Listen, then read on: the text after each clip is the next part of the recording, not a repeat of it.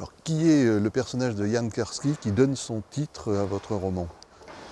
Jan Karski, c'est un messager de la résistance polonaise pendant la Seconde Guerre mondiale.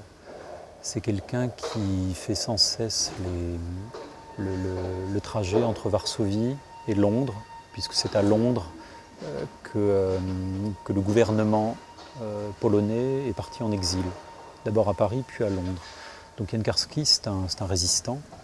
Et c'est quelqu'un qui, à un moment de l'année 1942, vers le milieu, fin août, début septembre, va rencontrer deux hommes du ghetto de Varsovie. Ce sont des responsables, deux leaders juifs, l'un du Bund, le Parti socialiste, et l'autre, un parti sioniste. Et ces deux hommes, qui sont au courant des activités clandestines de Jan Karski, l'invitent à entrer dans le ghetto de Varsovie par deux fois, et afin qu'il voie de ses yeux ce qui se passe et qu'il puisse le répéter aux Alliés. Et ces deux hommes vont le charger d'un message qu'il apprend par cœur. Il se trouve que Jan Karski a témoigné, si je puis dire, 35 ans après, dans le film de Claude Lanzmann, Shoah, et qui date donc de 1985. Et dès 1978-79, Claude Lanzmann le retrouve. Bon, quand j'ai vu Shoah, c'était il y a 7 ou 8 ans. À l'époque, on pouvait continuer à le voir en VHS. Il y avait 3 ou 4 cassettes vidéo. J'ai vraiment eu un choc parce que cet homme incarne ce qu'il y a de tragique dans l'idée du messager qu'on n'a pas écouté.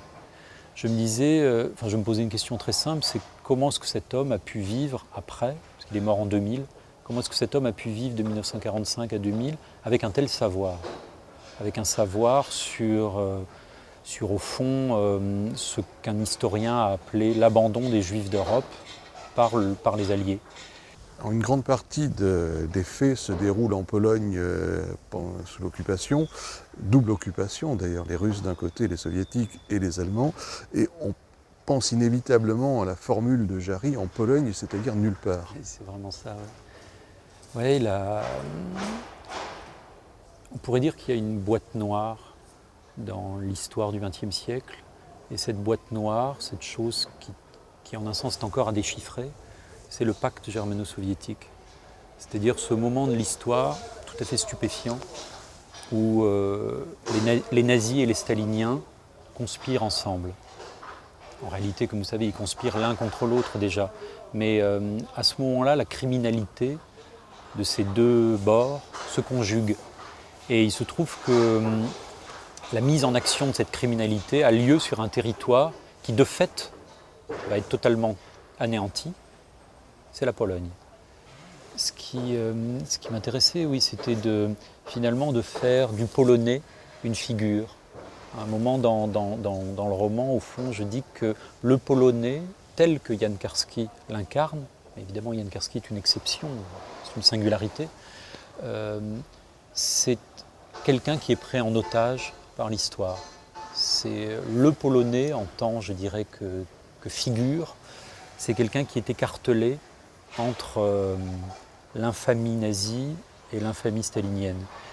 Pour moi, la Pologne, c'est moins, comme le dit Jarry de manière très ironique, dans une sorte d'éclat de rire, c'est moins le pays de nulle part que le pays de la solitude, de la dévastation. Finalement, tout le monde était d'accord pour l'extermination des Juifs d'Europe, soit par action, soit en laissant faire.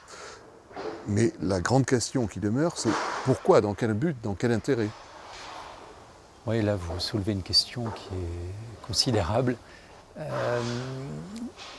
Ces dernières années, j'ai lu énormément de livres sur ces questions, notamment un livre d'un historien américain qui s'appelle David Wyman, qui s'appelle L'abandon des Juifs d'Europe par l'Amérique. Il y a toutes sortes de raisons, si je puis dire, mais j'ai vraiment la sensation, après avoir écrit ce livre, que dès qu'il est question du mal, le pourquoi ne se pose plus. Le mal est sans pourquoi, le mal est sans raison en fait. Pour moi, la question est moins d'essayer de chercher des réponses que de continuer si je puis dire, à souligner cette question, à la ramener sans cesse, cette question au centre de ce qu'on a appelé dès 1945 le monde libre. Je pense que l'extermination des Juifs d'Europe ne concerne évidemment pas que les Juifs d'Europe, ni les Juifs du monde entier. Elle met en cause l'humanité entière et l'idée même que l'humanité se fait d'elle-même. Elle met en cause la capacité de l'humanité à exister.